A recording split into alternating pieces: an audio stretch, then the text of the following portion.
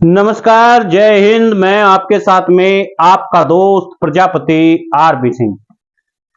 जात ना पूछिए साधु की, पूछ लीजिए ज्ञान। भाव करो तलवार का, पड़ी रहने दो म्यान। न संतों की जाति होती है, न योद्धाओं की जाति होती है, और न ही विद्वानों की जाति होती है। ऐसे में ही नाम आता है राधा विनोद पाल का, जिसे जापान में भारतीय होते हुए भी भगवान की तरह पूजा जाता है। राधा विनोद पाल, आपने इस महान शख्स का नाम भी शायद न सुना हो, और बहुत सारे भारतीय ऐसे हैं जो इन्हें न जानते हैं न पहचानते हैं। लेकिन आपको जानकर हैरानी होगी, इस शख्स को जापान में न सिर्फ लोग जानते हैं बल्कि उन्हें भगवान की तरह पूजते भी हैं। जापान के यसुकनी मंदिर क्योतो के यूर्जेन देकोल देवालय में इनकी याद में कई विशेष स्मारक भी बनाए हुए हैं। ऐसे में नाम आता है राधा विनोद पाल का। 27 जनवरी 1886 को तत्कालीन प्रांत के जन्मे राधा विनोद पाल, जिनका जन्म एक कुम्हार के घर में हुआ था। इनके पिता कुम्हारी कला का कार्य करते थे। अंतरराष्ट्रीय ख्याति प्राप्त भारतीय विधिवेता और न्यायाधीश थे। उन्होंने कोलकाता के प्रेसिडेंसी कॉलेज में कोलकाता विश्वविद्यालय के कानून की शिक्षा प्राप्त की, और इसके बाद 1923 में से 1936 तक वो इसी विश्वविद्यालय में अध्यापक भी रहे। साल 1941 में उन्होंने कोलकाता के उच्च न्यायालय में न्यायाधीश उन्हें नियुक्त किया गया। इसके अलावा वे अंग्रेजों के सलाहकार भी रहे। राधा विनोद पाल द्वितीय विश्व युद्ध के बाद जापान द्वारा किए गए युद्ध अपराधों के खिलाफ जो मुकदमे चलाए गए, अंतरराष्ट्रीय मुकदमे में टोक्यो ट्रायल्स के भारतीय जज थे। उन्हें ब्रिटिश सरकार ने भारत का प्रतिनिधि बनाया हुआ था। कुल 11 जजों में इकलौते जज थे जिन्होंने यह फैसला दिया कि सभी युद्ध अपराधी निर्दोष है। इन युद्ध बंदियों में जापान के तत्कालीन प्रधानमंत्री हिदेकी तोजो सहित 20 से ज्यादा अन्य नेता और सैन्य अधिकारी शामिल थे। न्यायाधीश विनोद राधापाल ने अपने इस फैसले में लिखा, किसी भी घटना के घटित होने के बाद में उसके बारे में कानून बनाना उचित नहीं है। यदि घटनाएं घट गई है, फिर उसके बाद में कानून बनाया जाए और फिर उस कानून के तहत उन्हें सजा दी जाए जो लोग पहले उस कृत्य को कर चुके हैं। यह सही नहीं है। इसलिए उन्होंने युद्ध बंदियों पर मुकदमा चलाने को विश्व युद्ध के विजेता देशों को जबरदस्ती बताते हुए सभी को छोड़ने का फैसला सुनाया, जबकि बाकी जजों ने उन्हें मृत्युदंड दिया था।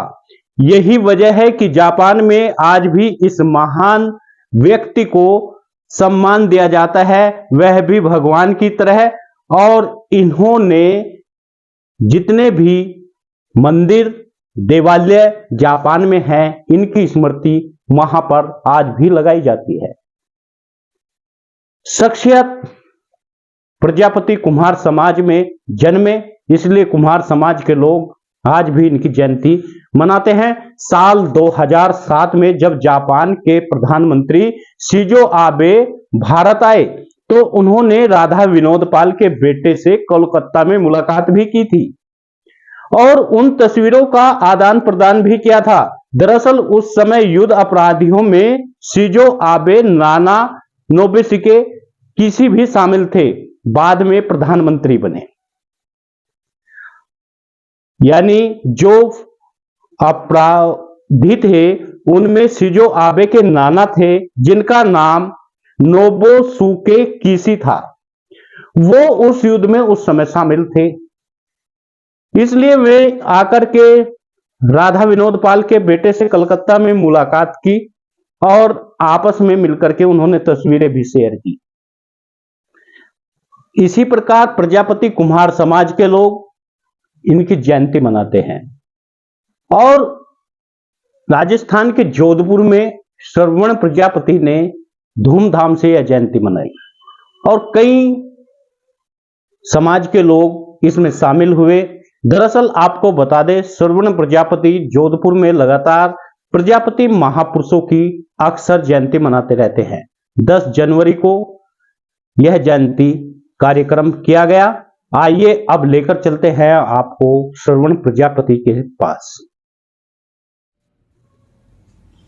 अखिल भारतीय कुमार प्रजापति एजुकेशन संस्थान द्वारा टाइटल भारतीय महान विभूति वार्षिक श्रद्धांजलि कार्यक्रम के अंतर्गत आज हम आपको एक ऐसे महान पुरुष की पुण्यतिथि बना रहे हैं जो कि जापान की धरती का भगवान, बचपन में गाय चराने वाला, अंतरराष्ट्रीय स्तर पर न्यायाधीश, ऐसा व्यक्ति जिसे जापान की जनता भगवान की तरह पूजती है। ऐसे व्यक्ति की गाथा सुनकर आपके रोंगटे खड़े हो जाएंगे। ऐसा व्यक्ति जिसे जापान में यशुकानी मंदिर और गोकोकु योजना गोकोकु में भगवान की तरह पूजा जाता है, ऐसे व्यक्ति को भारत में लोग जानते तक नहीं है। ऐसा व्यक्ति जो कि प्रजापति समाज की शान है, ऐसा व्यक्ति के बारे में हम आपको आज बताएंगे। इस व्यक्ति का नाम है राधा विनोद पाल। राधा विनोद पाल टोक्यो ट्रायल मुकदमे में वो जज थे जो 11 जजों में से एक चुने गए थे। 10 जज ने जापान को दोषी मानकर फैसला दिया कि सभी दोषी है, उन्हें मृत्यु दंड दिया जाए। लेकिन एक यह व्यक्ति था जिसने जापान को बचाया और जो मुकदमा था उसके अवैध बताया। ऐसा व्यक्ति के बारे में बताने से पहले, आगे जानकारी देने से पहले हम कहानी को यही रोकते हैं। सबसे पहले हम उनके बचपन की तरफ जाते हैं। इनका जन्म बांग्लादेश के, जो वर्तमान में बांग्लादेश और पश्चिम बंगाल के सलीमपुरा कुश्तिया जिले में हुआ था। इनके बचपन में ही पिताजी की मृत्यु हो गई थी और इनकी माता लोगों के घरों में काम करके और यह बचपन में गाय चरण कर अपना बाप और अपने भाई बहन सबका पालन पोषण करते थे। यह व्यक्ति प्राथमिक विद्यालय में गाय चराते थे और खिड़की के बाहर जब अध्यापक पढ़ाते थे वहां गाय चराते हुए उनकी पढ़ाई सुनते थे। एक दिन जब शहर से गांव में स्कूल इंस्पेक्टर जांच करने के लिए आए तो वह उस क्लास में गए। इंस्पेक्टर ने सभी बच्चों से कुछ सवाल पूछे, सभी बच्चे उसका जवाब नहीं दे सके। अचानक की खिड़की में से आवाज आती है, इन सभी का उत्तर मैं जानता हूं। तो इस निरीक्षण इंस्पेक्टर ने देखा ये कौन है, उस बच्चे को अंदर बुलाते हैं और फिर उनसे सवाल पूछते हैं और राधा विनोद पाल उन सब प्रश्नों का उत्तर बारी बारी जोरदार तरीके से देखते हैं। स्कूल इंस्पेक्टर उस बच्चे से बहुत प्रभावित होते हैं और प्रधानाचार्य को बुलाकर उस बच्चे को स्कूल में एडमिशन दिलाते हैं और जितनी भी छात्रवृत्ति उपलब्ध हो सके वो छात्रवृत्ति दिलाते हैं। ऐसे व्यक्ति का, जो गाय चराने वाला व्यक्ति, एक गाय चराने वाला बालक, शिक्षा के क्षेत्र में उसका प्रवेश होता है और वो अपनी पढ़ाई पूरी करके उस जिले के सबसे टॉपर विद्यार्थियों में से सबसे ज्यादा अंक प्राप्त करते हैं। इस प्रकार इनकी पढ़ाई का दौर शुरू होता है और कलकत्ता के प्रेसिडेंट कॉलेज से उन्होंने मैथ्स में एमएससी करते हैं। उसके बाद कलकत्ता विश्वविद्यालय से कानून की पढ़ाई पूरी करते हैं।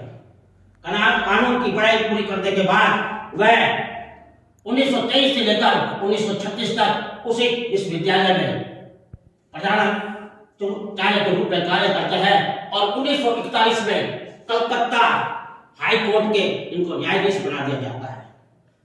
और उस समय 1927 में अंग्रेजों के कानूनी सलाहकार भी नियुक्त किए जाते हैं। 1944 में कलकत्ता विश्वविद्यालय के उन्हें कुलपति भी बनाया जाता है। ऐसा व्यक्ति जो भारत के बहुत कम लोग जानते हैं, लेकिन जापान की जनता उसे बहुत अच्छी तरह से जानती है। ऐसा अंतरराष्ट्रीय स्तर का व्यक्ति जिसे आज प्रजापति समाज भी नहीं जानता और ना ही भारत जानता है। ऐसा व्यक्ति जब बड़ा होता है और आगे अपनी पढ़ाई पूरी करने का बाद में टोक्यो ट्रायल, द्वितीय विश्व युद्ध के बाद में एक टोक्यो ट्रायल मुकदमा होता है जिसमें जापान को दोषी माना जाता है कि कि सुदूर पूर्व जापान युद्ध के दौरान उन्हें दोषी माना जाता है कि जिन्होंने शांति भंग करने के लिए और राष्ट्रीय और अंतर्राष्ट्रीय स्तर पर इन्होंने जो कार्य किया है उसके अंतर्गत एक क्लास से बाहर क्राइम नामक एक कानून बनाया जाता है और उस कानून के अंतर्गत उन्हें जापान को दोषी माना जाता है। 11 देशों द्वारा 1946 में अंतर्राष्ट्रीय न्यायाधिकरण international tribunal for the east कानून के अंदर एशिया की तरफ से 2 व्यक्ति को चुना जाता है, एक जापान फिलिस्तीन और दूसरा भारत की तरफ से राधा विनोद पाल। राधा विनोद पाल उन 11 व्यक्ति में से एक व्यक्ति होते हैं जो कि मित्र राष्ट्र के खिलाफ बोलने की हिम्मत रख सकते हैं, लेकिन मित्र राष्ट्रों के विरुद्ध बोलने उस वक्त बहुत बड़ी बात थी। मुकदमा शुरू होता है, सभी न्यायाधीश बारी बारी एक एक करके जापान को दोषी बताकर मृत्यु दंड दे देते हैं। सभी बारी बारी 10 न्यायाधीश अपने अपना जजमेंट देकर जापान को दोषी मानते हैं और उधर के प्रधानमंत्री हिदेकी कोजो को मृत्यु दंड और 55 सैन्य अधिकारी और जो फौजी थे उनके जो साथ में कार्यकर्ता थे उनको दोषी मानकर उन्हें अपराधी घोषित किया जाता है। अचानक उस कोर्ट में से एक आवाज आती है, ये सभी निर्दोष हैं। सभी लोग देखते हैं कि आवाज कहां से आई। फिर धीरे धीरे राधा विनोद पाल अपनी कुर्सी से उठकर आगे बढ़ते हैं और वो बताता है ये सभी निर्दोष है, क्योंकि जो आपने कानून बनाया है ये घटना घटित होने के बाद बनाया गया है, और जब कानून घटना घटित होने के बाद बनाया जाता है तो कानून नहीं होता। ये आपका जो न्यायाधिकरण है वो एक तरह से अवैध है। आप विजेता होने के कारण जापान को दबाने के लिए कोशिश कर रहे हैं और आप अपनी पूरी विजेता होने के कारण जापान को दबा रहे हैं। 1235 पेज में लिखा हुआ राधा विनोद पाल का ये जजमेंट जापान और राष्ट्रीय स्तर के लोगों को, राष्ट्रीय स्तर के देश को सोचने के लिए मजबूर कर देते हैं। क्लास ए कानून के अंतर्गत और क्लास बी के अंतर्गत ये कई दोषियों को छुड़ाने में कामयाब हो जाते हैं और मृत्यु दंड से बचाया जाता है। जापान की जनता इन्हें भगवान की तरफ पूजती है। वहां के धर्म पुरोहित नानोबी तोशियाकी जब इनके देवालय में उनकी मूर्ति लगाई देते हैं। क्लास ए कानून के अंतर्गत और क्लास बी के अंतर्गत ये कई दोषियों को छुड़ाने में कामयाब हो जाते हैं और मृत्यु दंड से बचाया जाता है। जापान की जनता इन्हें भगवान की तरफ पूजती है। वहां के धर्म पुरोहित नानोबी तोशियाकी जब इनके देवालय में उनकी मूर्ति लगाई गई थी, यानी कि इस मंदिर में जब उनकी मूर्ति लगाई गई थी तो वहां के जो पुरोहित थे उन्होंने उस स्मारक में लिखाया कि आज राधा विनोद पाल के हम बहुत आभारी हैं जिन्होंने अपने साहस और जोश से राष्ट्रीय वैधानिक और अंतर्राष्ट्रीय स्तर पर उन्होंने ये बता दिया कि हम किसी प्रकार के दोषी नहीं है। आज हम इस देवालय में हम ये अंकित करते हैं कि राधा विनोद पाल जो कि जापान की जनता के लिए एक धरोहर के रूप में है और जापान की जनता इन्हें हमेशा याद करती रहे। आज जब मित्र राष्ट्रों के बदला लेने की तीव्र लालसा के जो ठंडे हो रहे हैं, उस अंतर्राष्ट्रीय कानून में राधा विनोद पाल ने अंतर्राष्ट्रीय कानून में जो अपनी पहचान बनाई उसके लिए हम उनके धन्यवाद के पात्र हैं। राधा विनोद पाल को भारत में पद्म भूषण से भी सम्मानित किया गया और राधा विनोद पाल को जापान का जो सर्वोच्च सम्मान है secret treasure of the treasure, जो एक फर्स्ट क्लास का सम्मानित व्यक्ति होता है उसी को दिया जाता है, वहां के सम्राट हिरोहितो द्वारा दिया गया। राधा विनोद पाल ने जापान और से बहुत बचपन से प्रभावित थे और उन्होंने जो ये मुकदमा बताया कि जापान आत्मसमर्पण करना चाहता था, लेकिन विजेता देश ने उसकी तरफ ध्यान नहीं दिया और वहां उन्होंने वहां परमाणु बम गिरा दिया। इस प्रकार इसमें जापान के साथ साथ जो मित्र राष्ट्र है अमेरिका है वो भी इसका दोषी है। इस तरह बारी बारी कानून चलता रहा और वो जो मुकदमा टोक्यो ट्रायल के नाम से फेमस हुआ, उस पर एक फिल्म भी बनाई गई थी। उस फिल्म में राधा विनोद पाल की भूमिका इरफान पठान ने निभाई थी।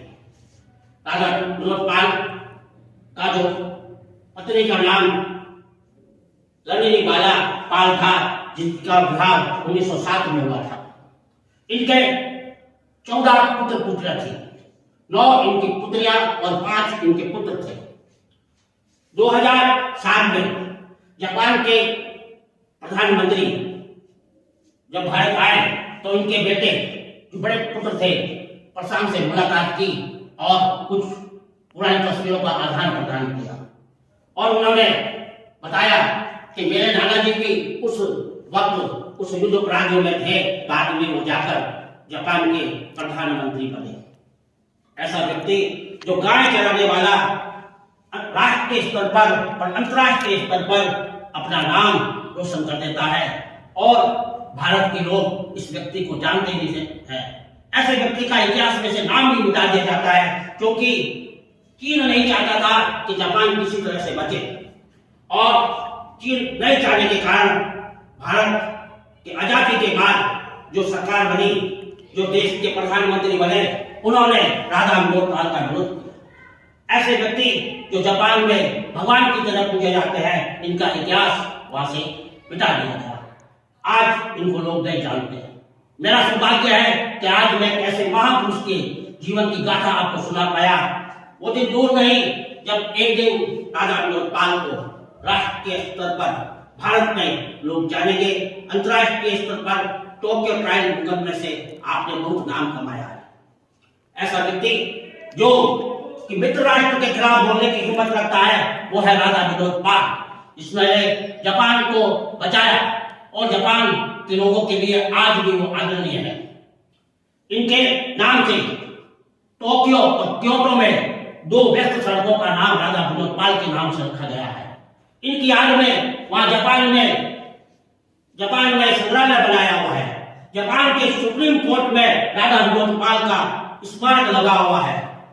वहां जापान के कानून की पढ़ाई में, जापान की किताबों में राधा विनोद पाल के बारे में पढ़ाया जाता है। ऐसा व्यक्ति, ऐसा महान व्यक्ति जो प्रजापति समाज का है, जो आज हमारे देश का है, ऐसे महान पुरुष को मैं नमन करता हूं। और ऐसे महापुरुष जो कि अपने देश के लिए और राष्ट्रीय स्तर पर अपना नाम किया, ऐसे व्यक्ति को सभी भारतवासी तक नहीं जानते। ऐसा व्यक्ति राष्ट्रीय स्तर पर फेमस है। हमारा सौभाग्य है कि हमारे समाज में से है और ऐसा व्यक्ति जो गाय चराते हुए राष्ट्रीय स्तर पर फेमस हो जाता है। ऐसा व्यक्ति जो भगवान की जनता का भगवान हो, ऐसा व्यक्ति जिसके नाम से जापान पे जगह जगह व्यस्त सड़कें और जिनकी कानून की किताबों में राधा विनोद पाल के बारे में पढ़ाया जाता है, ऐसे व्यक्ति को नमन करता हूँ। जय हिंद, जय भारत, हर हर महादेव।